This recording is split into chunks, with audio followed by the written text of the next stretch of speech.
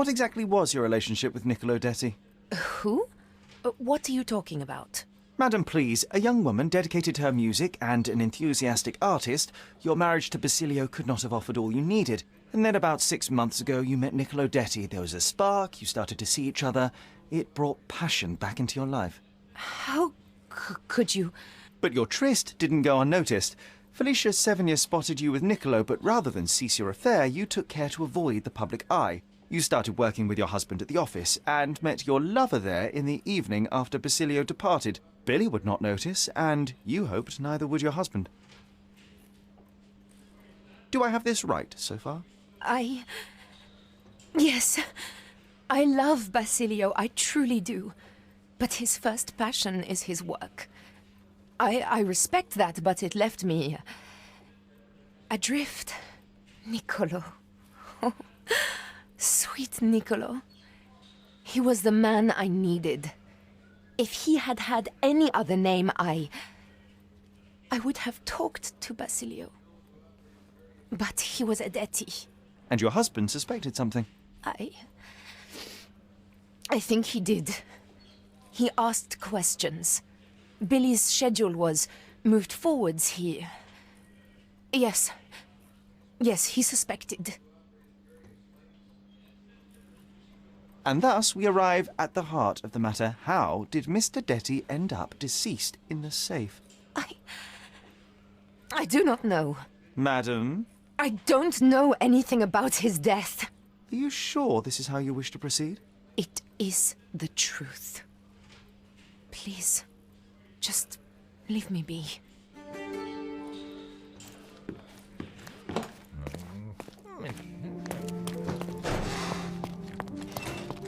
Oh, what a long day.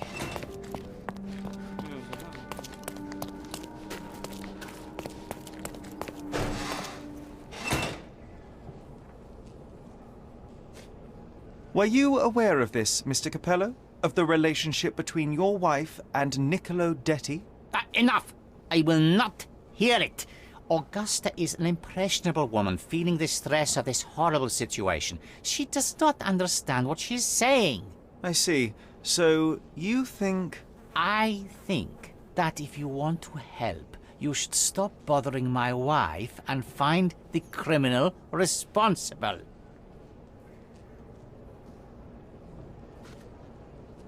I'm afraid I have nothing to add to this. Mr. Capello, have you anything to say about the burglar's claims? Not a whit. The woman is a liar and a criminal. I don't give it the slightest credence, and neither should you. I will return.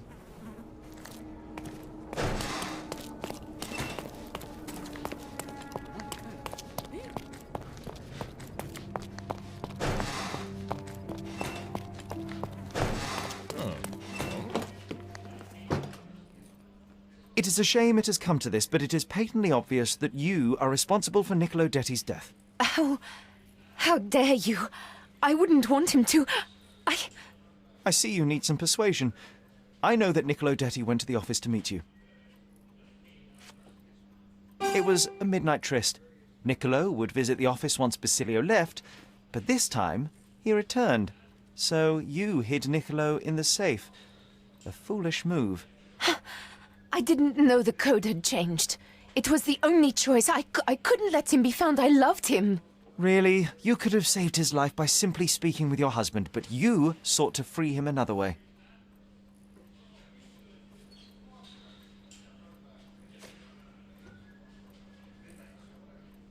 To free Mr. Detti, you hired Felicia Sevigny, a petty burglar, to crack the safe, and as a result, you killed your lover. No, It's because the combination had changed. It is not my fault. You are splitting hairs, Mrs. Capello. The fact remains you chose to risk Niccolo's life rather than call your husband. And I know why. You were afraid how it would affect the reputation of the Capellos, and you feared what your husband would do as a consequence. He's a good man, but he cares about his business, about the family. It would have destroyed him. And now he's accused of murder, Mrs. Capello. How considerate of you. Mio Dio, how did this all happen?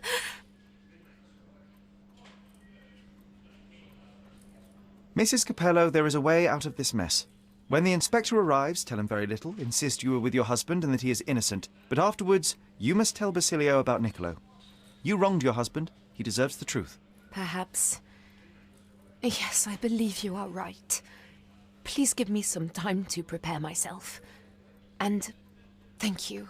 Goodbye, madam. I'm behind you with this one. Some people deserve a second chance.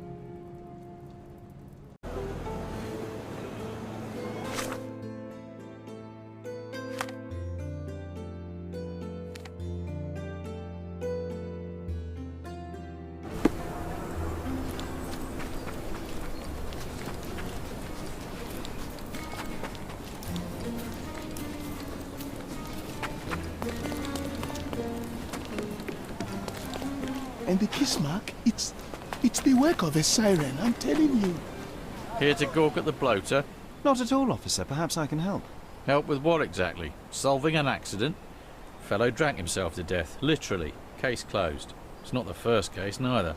A few days ago, another drunken sailor drowned himself in a fountain.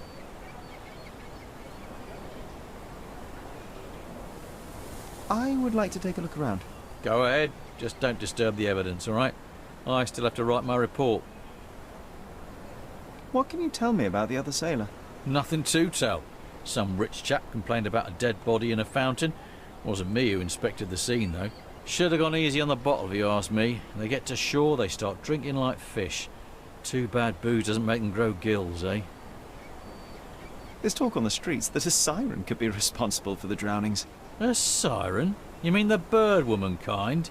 Why, of course, we've got sirens aplenty round here. Harpies, too. Oh, please. The water is shallow and the slope is smooth. One would have to be dead drunk to drown here. His whole body is tense, stiffened by rigor mortis. The face is frozen in a contorted smile. A kiss on the forehead is quite intimate, but the vulgar lip rouge suggests a different type of intimacy. Interesting.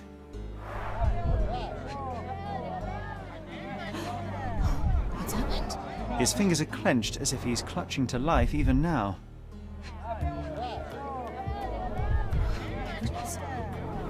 Who's it? Worn, soaked boots, size 8.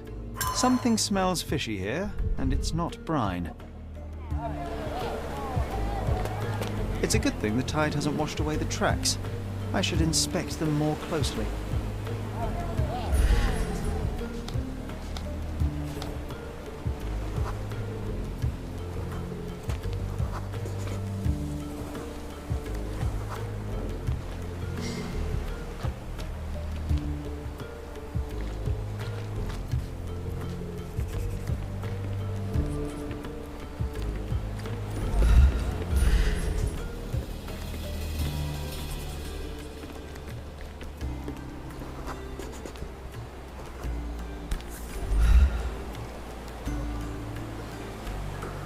A bright red lip rouge mark.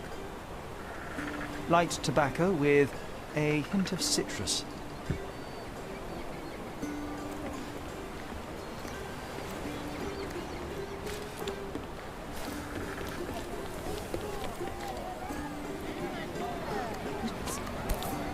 Who's it? Siren's song. The rumours weren't so absurd after all. There's still some left, just enough for a tipple.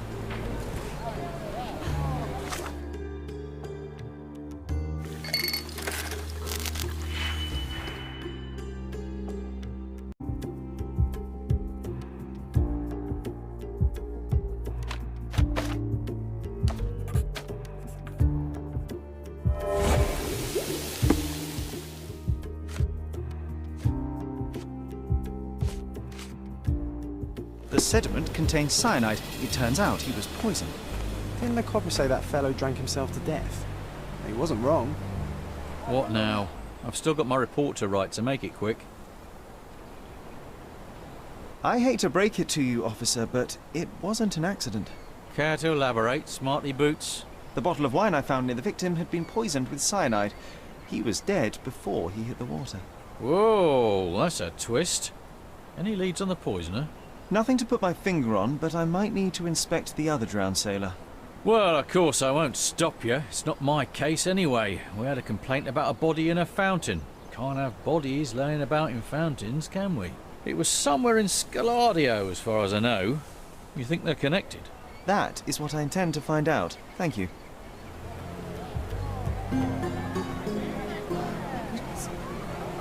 Who's it?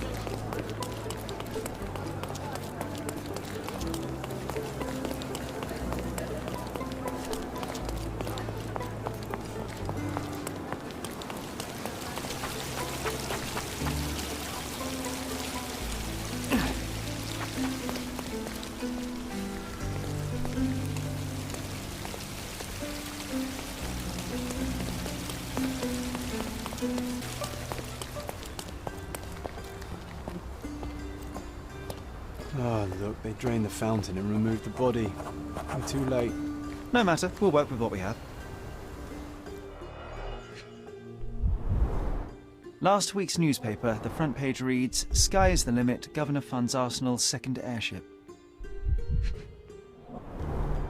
A broken bottle with no label.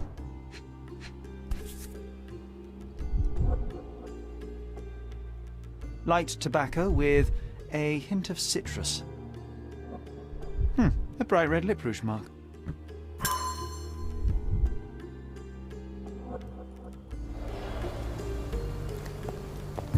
Drowning in a 2 feet deep fountain. I've seen some things, but this really takes the biscuit.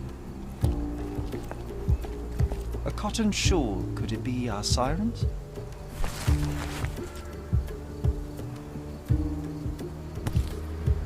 A worn leather tobacco pouch, salt stained from a long time at sea.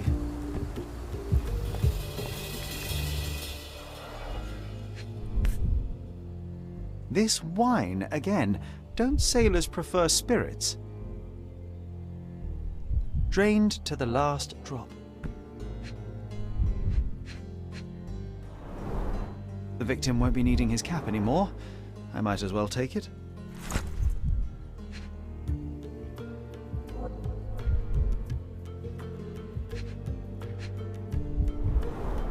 Ugh, the litter bin is right there.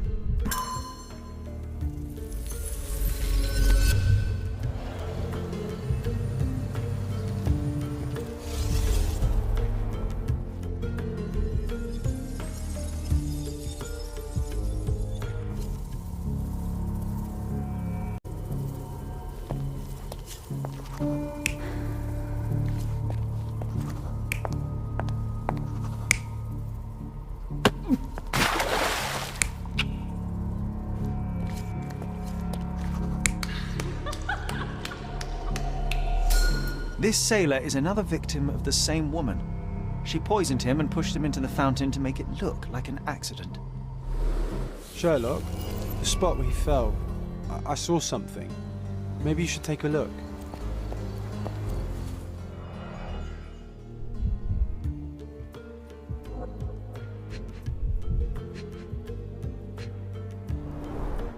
Blimey, the great detective is baffled by a piece of cutlery.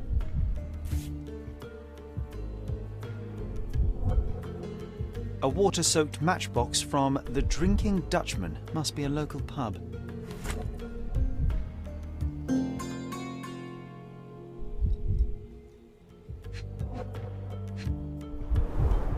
Venetian copper soldi. Authentic, but worthless.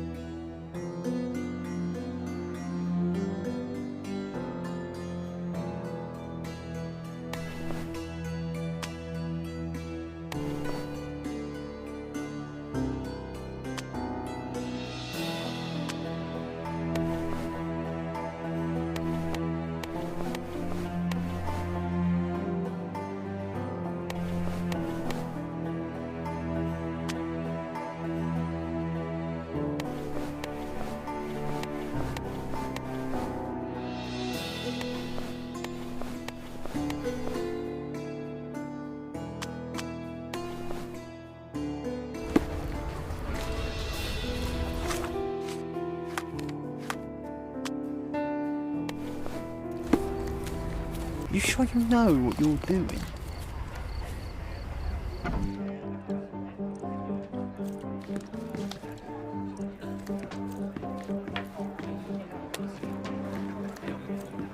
Is this familiar to you? I don't know, but I'm sure there are others who'd be glad to help a fella in uniform.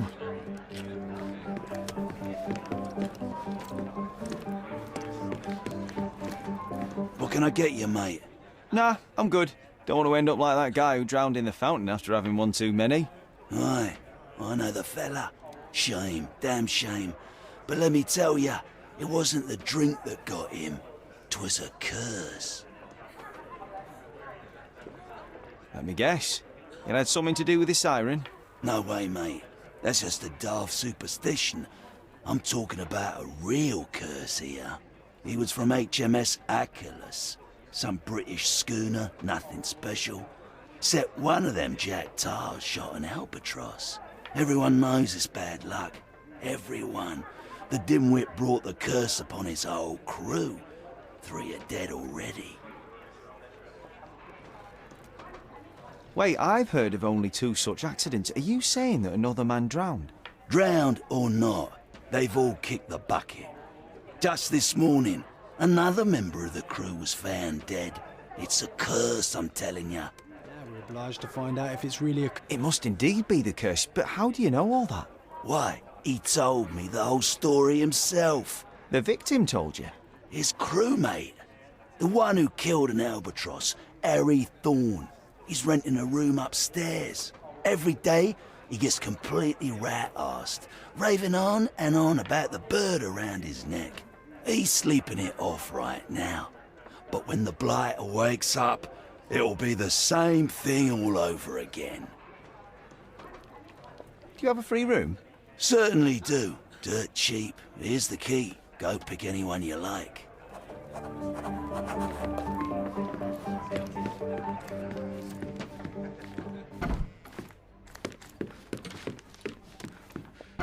Oh, it smells of stale cigarettes and damp bed sheets. Not exactly the best place to stay in town. Oh, the smell alone makes me feel groggy. He's out cold. No use trying to wake him.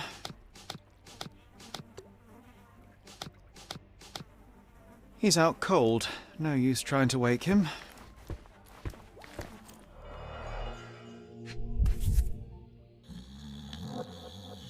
same as we saw earlier. She's pretty free with her kisses. Perhaps too much for her own good.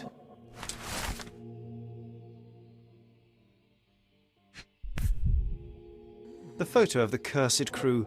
Here's Thorn, and right next to him, our first drowning victim. Crew of HMS Achilles, Cordona, 1879. Now we walk into a trap, guns blazing. The game is afoot, Sherry boy. Well said. Oof, I she's think really I'll gone on a borrow that binge. line from you, old chum.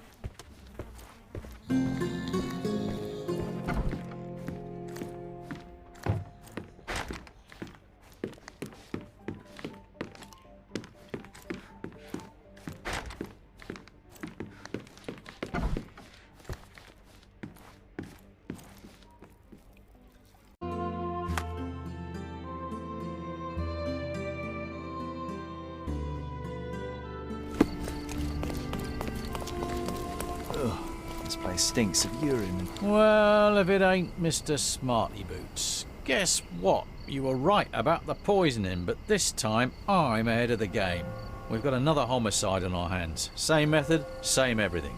See for yourself.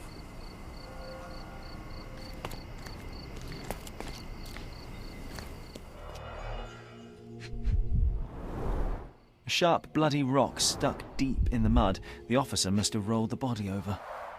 He suffered a head wound. There's caked blood in his hair underneath all the mud.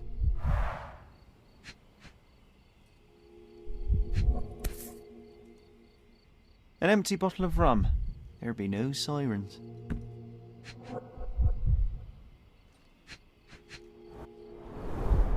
Looks like he slipped. This was clearly an accident.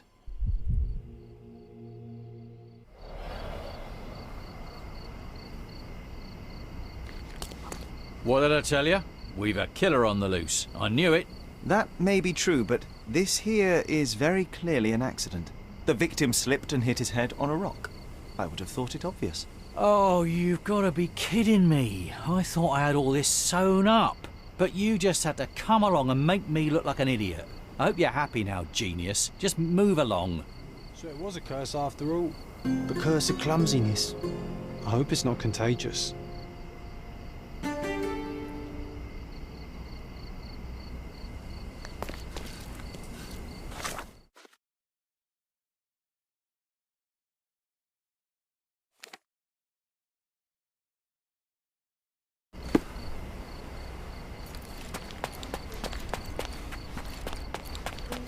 Hi there. Oh, shut up!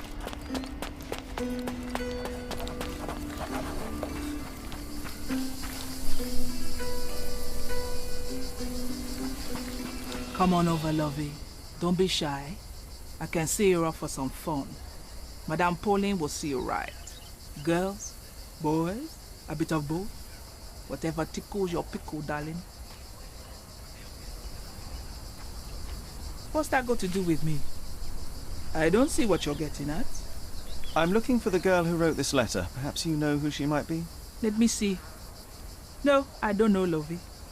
I have a Lizzie here, but I doubt she can even spell her own name. And what's all this nonsense about a special client? This is a business we're running here, not a charity. What's that got to do with me? I don't see what you're getting at. What's that got to do with me? I don't see what you're getting at. What's that got to do with me? I don't see what you're getting at. What's that got to do with me? I'm looking for a specific girl. This is her shawl. Do you have any idea where she might be? Ah, I know who you mean. It's the goody two shoes down the street. She's not one of mine, though. She's not even a working girl, if I say so myself. Trust me, lovey. We'll give you a much better time. I don't doubt it, Ma'am, but I have to see her first. Thanks for your help.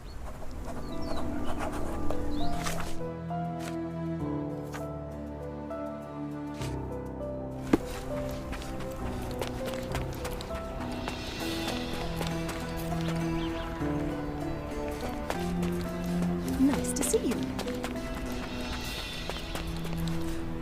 Harry, it's you! I knew you'd come. It's been so long, but you haven't changed a bit. I don't suppose you remember me, do you?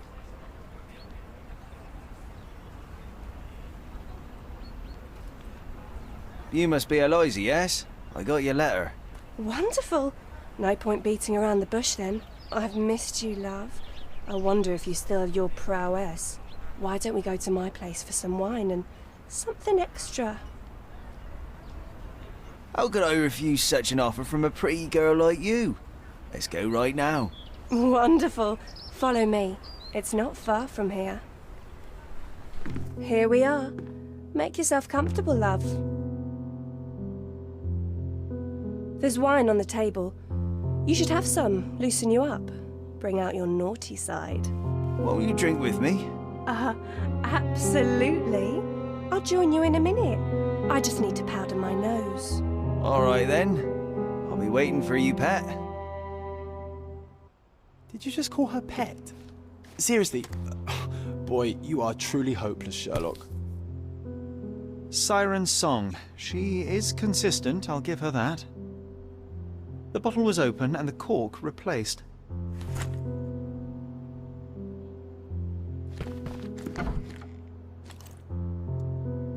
Hey, if you want to keep this stupid act up, you better pour out the wine, and quick.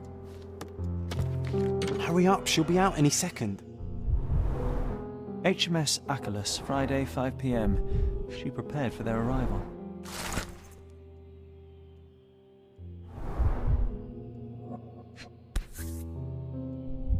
The beloved child of a rich family.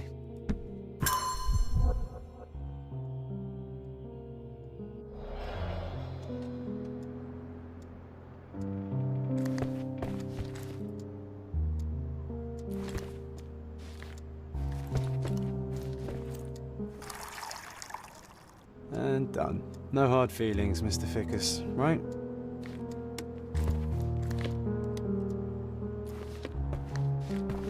Come on, hurry up.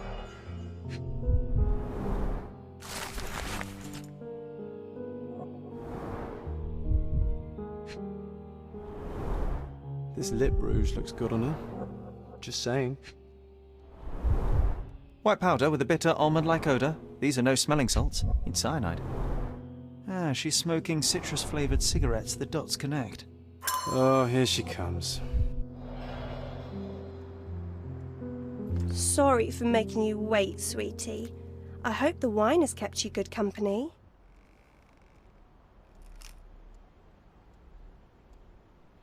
Oh, yes. I needed to wet my whistle real bad. Splendid, Harry. Bravo. Refreshing, isn't it? Now let me refresh your memory as well. I don't feel so well. As well you shouldn't. But don't worry.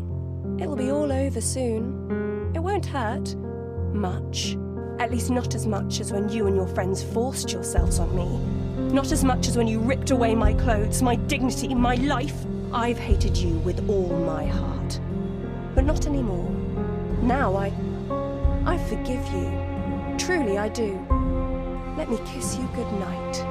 Now, that would hardly be appropriate, miss. Wait, what's happening? It's time I drop my act. This beard is false. I'm not Harry Thorne. Oh, I see. You're from the police then, yes? Here to question me? There's no need. My name is Sherlock Holmes. I know that you killed Thorne's crewmates, and I know why. Well, Mr. Holmes, you can save your breath. I won't deny a thing. But please, stop tormenting me with this farce. Do what you must. I'm afraid I must turn you into the police, miss.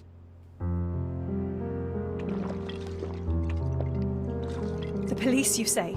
The police who didn't lift a finger to bring my abusers to justice. How are they any better than those animals? No, I won't give you the satisfaction.